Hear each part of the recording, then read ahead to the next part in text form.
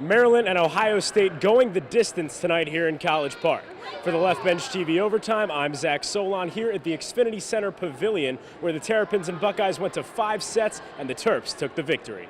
The Maryland men's soccer team has had one of the toughest schedules in the nation, and that continued tonight when they took on another ranked opponent in number 7 Denver. For the Left Bench TV, I'm Zach Solon here at Ludwig Field. Maryland got off to a strong start and secured the victory over the Pioneers.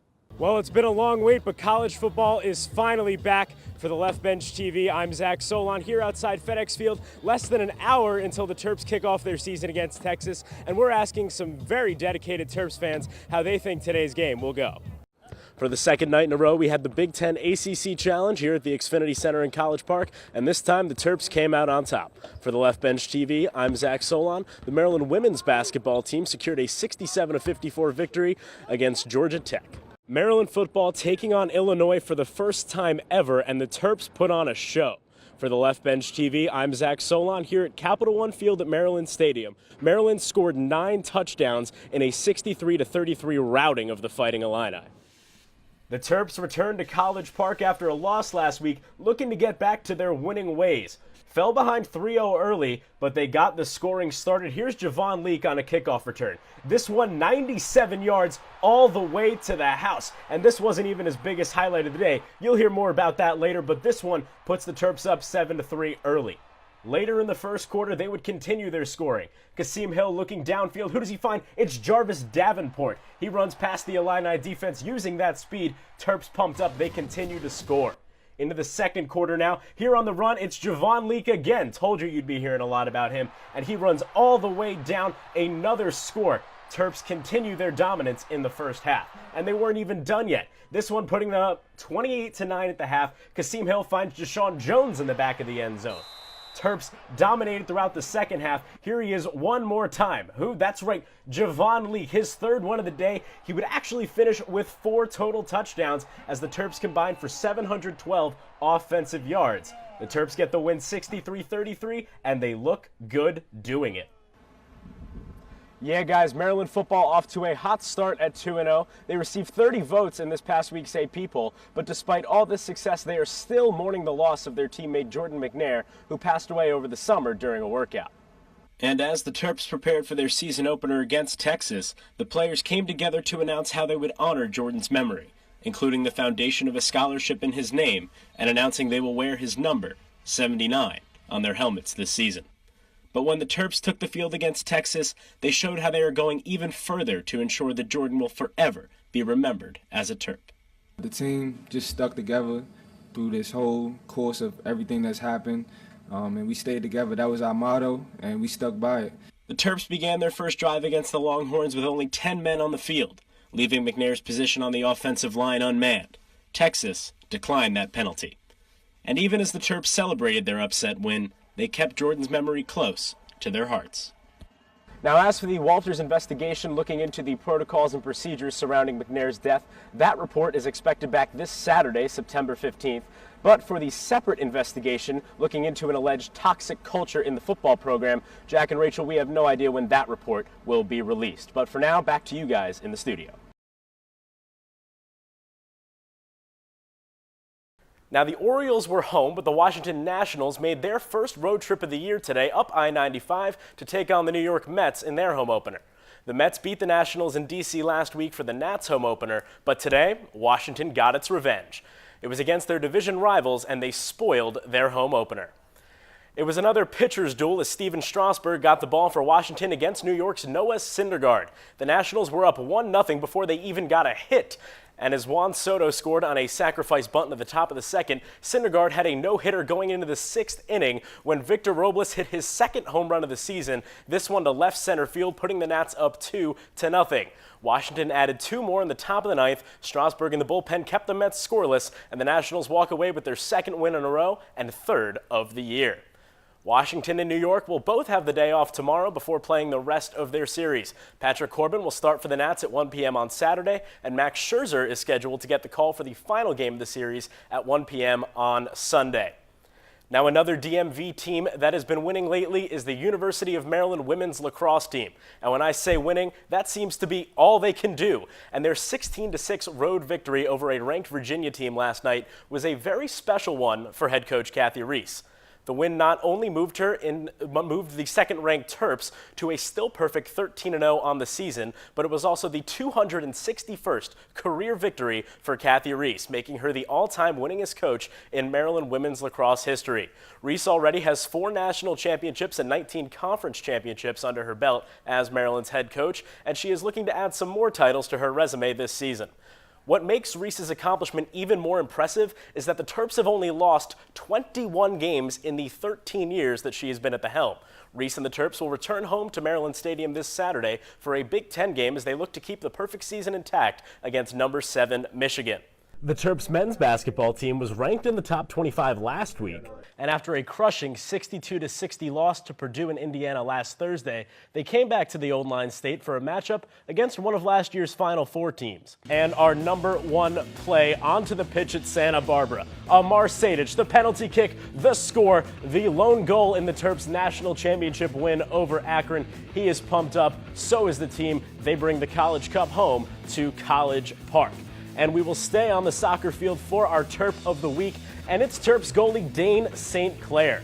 The redshirt junior from Canada had an excellent NCAA tournament, shutting out the opponents in all 5 games. Welcome back to College Park on the Big Ten Network. Zach Solon and Jack Schemmel here with you. Illinois leading 10-5 in the third set, and they're already up 2-0 in the match. And the hitting percentages for both teams, Jack, kind of telling the story in this one. Yeah, Illini have been efficient, and Maryland just haven't. Maryland hasn't had their best player, Pritchard, to hold it down either. Pritchard tries to play it out for Schreiner there, who's too strong, and that one goes out of bounds. The Illini take the first point after the timeout. They now lead 11-5. Yeah, on cue, Erica Pritchard struggling in this match. 8 kills, 7 errors. Poulter on the serve again. Illinois on a 6-0 scoring run now, and the Terps can't play it over again. Make that scoring run 7-0. Another error, a 7-0 scoring run. This Maryland team looks like they're out of it. Now Poulter again sends it over but out of bounds, and that error sends the serve back over to the Terps as they'll try to mount some sort of a comeback. But Jack, against the number 4 team in the country, that's going to be really hard to do. They're trying to manufacture something, but it just looks like it's not going to work against this Illini team. And now Abigail Benz tries to be the saving grace for the Terps, but played out there by Quaid. And now Poulter sets it up for Fleming, who slams it down for a kill. Ashlyn Fleming getting her 5th one of the day. And you see the Illini can go to anybody on the front line. Quaid, Bastianelli, Fleming, and Maryland just has no answer. Caroline Welsh now, the junior from Marietta, Georgia, on the serve. Usually gets a lot of digs, but can do some damage with the serve as Rivas digs it out. Alford sets it up for Twilley and another kill. Her 5th one of the day. We've seen glimpses of that today from Twilley, but Maryland needs her to stay in a game like this. You know what, Jack? We've seen so much from the Terps. They seem to be doing everything we usually see from them, but Illinois just too overpowering, outmatching them so much in this one as it's Samantha Bergio on the serve. She sends it over. Poulter setting it up lightly. It's light tap over by Quaid, who puts it down, and the Illini get another point with authority. There you see again the versatility of this Illini offense, and they're just almost putting Maryland to bed right now. Illinois up 2-0 in the match, took set 1 25-18 and held the Terps to just 9 points in set 2. Now Ashlyn Fleming will serve again from the far side with her right hand. Played out there by Benz. Alford goes to make the save, and Pritchard sends it over, but it's played out again. And going for the light tap over is Myers. She gets it, and another point for Maryland. Be interesting to see if Maryland can win a couple points on Myers' serve as she heads back to serve as we look back at the last point. Our net cam giving you a close-up view for that one as Katie Myers serves, sends it over, a light tap off the net, stays in play. Bastianelli, or Cooney rather, goes for it again, and she's able to get it through all the diving Terps, and another point for Illinois. Look back at that one. Maryland just can't keep it alive, and now Katie Myers off serve hurts the Terps in their comeback attempt. Taylor Cooper, one of the better servers for Illinois, back on the ball for them right now. They lead 15-8 here in the third, as now Rivas digs it out. Pritchard goes for the kill and finally gets another one. That's her 9th of the day. You've seen Pritchard hot and cold in this game. She started out really cold, has had a decent last couple of sets, but she can only do so much against this Illini team. If there's any bright spot for the Terps right now, it's Erica Pritchard, tied for the lead on the court with 9 kills on the day, despite struggling a lot, especially in the first set, as now Bastianelli goes for the kill, but is too strong on it, so it's another point for the Terps. Bastianelli started 9 for 9. Last 2 have been errors, but she has been great for the Illini overall. So yet another timeout here on the court. Illinois leading Maryland 15-10. We'll be right back here on the Big Ten Network for more of this Set 3 volleyball action. Welcome back here on the Big Ten Network. Zach Solon and Jack Schemmel joining you from College Park. Illinois leading Maryland 15-10. Maryland just got that 10th point, but the play went under review. Call stood, though. Ali Bastianelli too strong on her hit and went out of bounds. And now Maryland stays on the serve, gives it to Samantha Snyder, who sends it over, dug out by Welsh, set up by Poulter for Bastianelli, a strong kill this time. Right back at you. Bastianelli makes an error, then comes back with a beautiful little kill. Illinois back in business with that one. And now the ball goes back to Jacqueline Quaid and the Fighting Illini, who have caused the Terps a lot of struggle this afternoon, especially when Quaid is on the ball. And she serves now over the net, but too strong. That one out of bounds. Terps get another point. Terps have gotten a lot of their 11 points this set, basically on Illinois errors. So the Terps not able to mount any offense in this one. Yeah, both teams have been pretty sloppy in this set. Maryland been the whole game, but Illinois specifically in this set has struggled with errors. And now here comes Erica Pritchard on the serve, played over there by Bastianelli. Now Liz Twilley, a light tap over, played up there by Prince, and setting it up there is Poulter for Prince, and she gets a light tap over, and Pritchard dives for it, but sends it into the crowd. She had no play on it.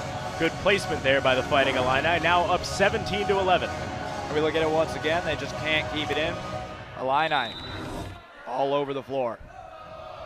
And now O'Brien on the serve. Dug out by Rivas. Alford playing it over to Twilley, who lightly taps it over, but Illini right there. Poulter makes a play for Quaid, and Pritchard has nowhere to go, and that's another point for Illinois. Another point for Illinois, another point for the Illinois front line. As we look at that one again, just overpowering Erica Pritchard.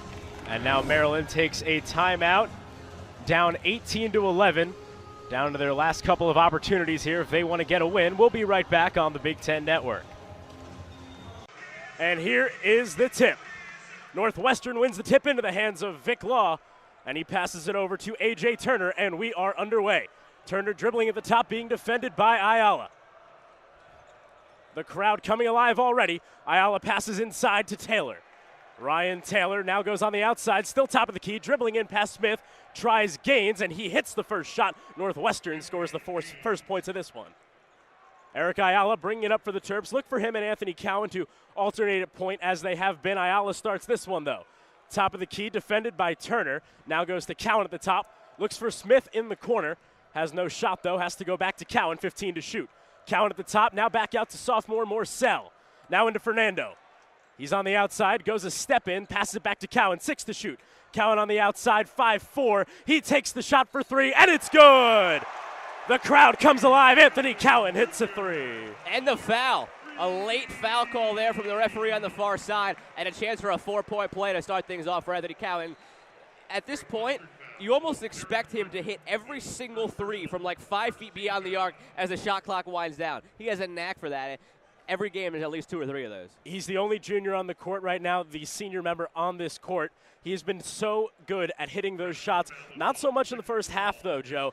His second half shooting percentage from 3 has been a lot better than his first half, so we'll look to see if he can really heat up on both sides of halftime today. And the free throw is good. Maryland up 4-2 to start this one. And if you get that first one to go, the basket seems like the ocean, so we'll see if Anthony Cowan can get hot and stay hot early. A.J. Turner, the redshirt junior, back at point for Northwestern. He passes to Vic Law, who goes back to Taylor on the inside. And there's Derek Pardon. Fernando went for the block.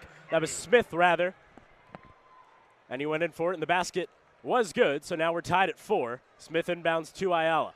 They called the goaltend on it. Smith got there a little bit late, but nonetheless, he knocked it in anyway. So either way, goaltend or the basket itself, 4-4. Darryl Morcell up top goes to Fernando. Fernando defended by Derek Pardon. And now Anthony Cowan dribbling and goes to Smith on the outside. Smith trying to go in now. Spin move, goes around, up and over the rim. Grabbed by Derek Pardon, headed back the other way. That's A.J. Turner in control. He goes into the corner to Vic Law. Vic Law, top of the key, goes back out this time again to Turner. He misses the three, rebounded by Fernando and the Terps. Eric Ayala drives the other way, crossing half court, top of the key. 18 minutes, 20 seconds left, and there's a foul called on the floor. Terrapins will have the ball. And that last time down the floor, the Terps got what they wanted, the mismatch, major mismatch of Smith on Gaines. But he was just a little bit too discombobulated with it down underneath the basket. It was a bit off balance when he got the ball. And instead of trying to pass it out and regain his balance, he went up a little bit unorthodox. Morcell under the basket. This time goes to Ayala. Ayala going in. Fernando puts it down. A slam dunk for Bruno Fernando with authority. 6-4 Terps. Now Turner bringing it up again at point. Northwestern trying to get back into this one. Vic Law for three. That one's no good. Rebound tipped off of the hand of Pardon and goes out of bounds. Stay the Terps' way. And this is where the Terps have a chance. The crowd is very into it early. They've had a couple of big plays. Cowan 4-point play. Fernando a monster dunk. They have to take advantage of it and try to get up early here. Just over 2 minutes into this one. Eric Ayala top of the key.